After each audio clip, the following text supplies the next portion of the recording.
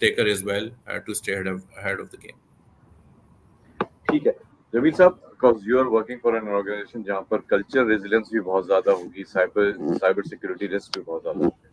So what do you see? How do you see? I mean, आपके organization में when it comes to AI, obviously सारी organizations, especially government owned organizations या बड़ी organizations जब move out कर रही होती हैं, move on कर रही होती हैं towards AI automation, तो उनको challenges तो आते हैं जो हमने अभी बात कर लिया, जिसमें ethical challenges हैं और लोगों को gather करने के challenges हैं, ये सारी चीजें तो हैं. इसके अलावा cyber security challenge भी आता है, culture resilience भी आती है. So how do you cater these things in such big organizations? इसमें सबसे इम्पोर्टेंट चीज़ जो है ना, ये एआई के ऊपर जब आप काम करेंगे तो बेसिकली सिस्टम को लर्न कराने के लिए आपको अच्छा खासा डाटा उसमें आपको देना होगा. जो आप लर्निंग कराएंगे सिस्टम की, जिस बेस पे वो डिसीजन ले कि वेदर जो भी प्रोसेस आप रन कर रहे हैं वेदर इट्स राइट और not.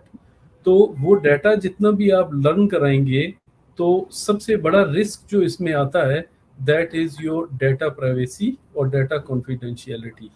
So first of all, we need to classify whether the data is classified or it's public.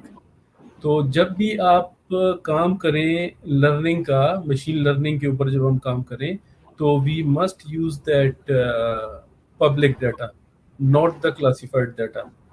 When that classified data becomes public, you can always use that. तो learning के लिए तो you just need the data, the models, the images, the pictures, whatever means you want your AI application to get learned. तो उस चीज में definitely you have the classified and the public data. So first of all, we must use that public data. And on the classified data, we may go for the production. And in production, you already have those controls in place where every user have access to the relevant part of it. When it becomes public, that is accessible for everyone. So this is one of the main thing. In order to get the system learn about your learning models, we must be very careful in selecting the data on which we are running that machine learning engine. And other than that, you can build your risk management function stronger, who can periodically keep on doing the audits and keep a check on that whether the application has access to the relevant area or the user have access to the whole data set which has been shared in the enterprise application. But for the trial, for testing, you always have the data which is accessible for everyone. अच्छा जमील साहब, आपके पास तो I guess if I am not wrong, correct me if I am wrong, आपके पास तो ISO standards भी होंगे, there must be a compliance team जो कि इस पे चेक रखती होगी what kind of data has been shared, कौन सा पब्लिक है, कौन सा पब्लिक नहीं है, साइबर सिक्योरिटी इश्यूज कहाँ हो सकते हैं, साइबर ब्रीचेस कहाँ हो सकते हैं. तो do you have, I am sure you must have, can you please little elaborate कि आप लोग उसको किस तरह से मैनेज करते हैं? कोई टीम है कंप्लायंस की जो उसको देखती है? Basically, I am heading IT department in SSGC. We have built an IT QA QC function.